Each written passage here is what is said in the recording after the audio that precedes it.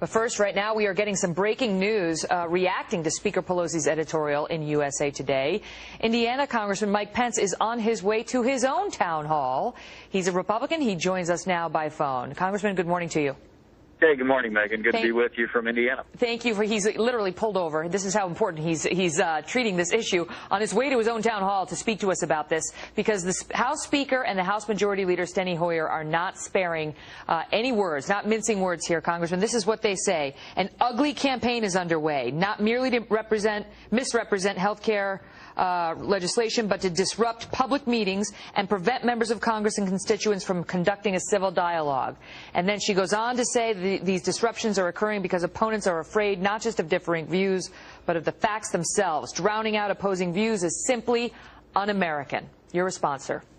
Well, I think I, like most Americans, would find that kind of characterization of citizens exercising their First Amendment rights to be offensive. There's nothing more American than letting your elected representatives know how you feel about important issues facing the nation. And let me also say, Megan, that the thing that's most offensive to me is the ongoing suggestion by Democratic leadership and this administration that there's some sort of a campaign underway to generate turnout at these town hall meetings. I expect there are some organizations that are encouraging people on both sides of the aisle.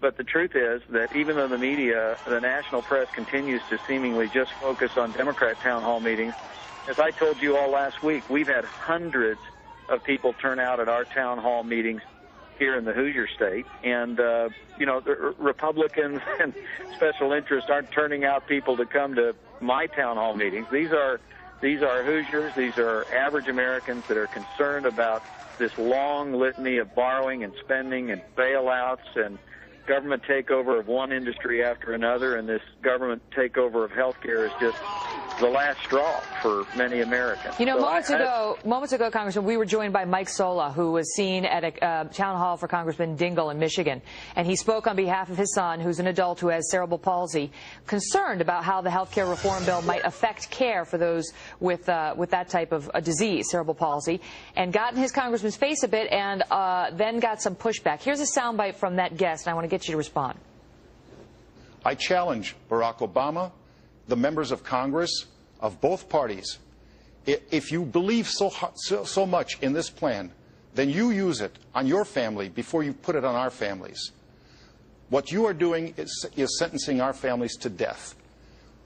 We lose the right to life. The old people are discarded. Those who cannot fend for themselves are discarded.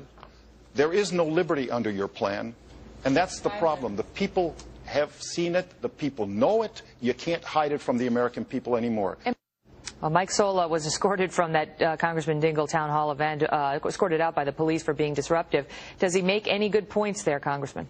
Well, I love, number one, I love his passion as a parent, but let me also say that it's accurate that the Democrats managed to re-vote and defeat an amendment that would have banned public funding for abortion in their government insurance plan just before Congress adjourned for recess. And so this legislation is poised to create a government option that would use taxpayer dollars to pay for abortion. And we all know that, you know, as soon as the government introduces an insurance option, tens of millions of Americans will lose their insurance as their employers cancel it and send them to the free plan.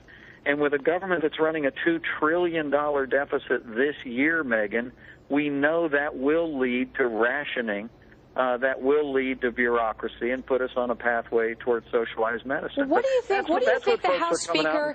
What do you think the House Speaker and the House Majority Leader are doing? Why are they coming out with an editorial calling these folks un-American then for voicing their concerns, even if they're doing it loudly, even if they're doing it in a way that the House Speaker finds rude? You know, we didn't hear this type of objection from her when the MoveOn.org people got in people's faces, when the Code Pink people got in people's faces. But why would they be taking the attack to these regular Americans, many of whom are not organized, some of whom are one way or the other? Why would they be doing this? Look, the American people are rejecting a government takeover of health care, and I think Democrats from the White House to the Congress are desperate. and so they're trying to change the subject.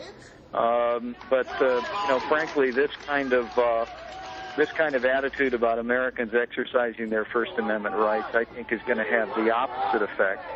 And again, I think that suggesting that that it's un-American to express your opinion to your elected official, there's nothing more American than that, Megan. Yeah, and some of them are fired up. I mean, Mike Sola, that guest who we just heard, he did get in Congressman Dingell's face. I mean, he was loud, but he has his son who has lived his entire life with cerebral palsy, and that father is very concerned about what's going to happen to his son's health care. So, I mean, in watching some of these folks, we do have to be somewhat forgiving of what they've gone through and how worried they are about their health care and their family's health care. The American people, there's nothing more precious to all of us than our families, than their health care, their well-being, and the fact that this administration and this Congress continues to push through what will amount to a government takeover of health care, despite the strong objection of a growing number of Americans, is regrettable. But I do believe that at the end of the day, it's going to become very obvious, even to many Democrats in Congress,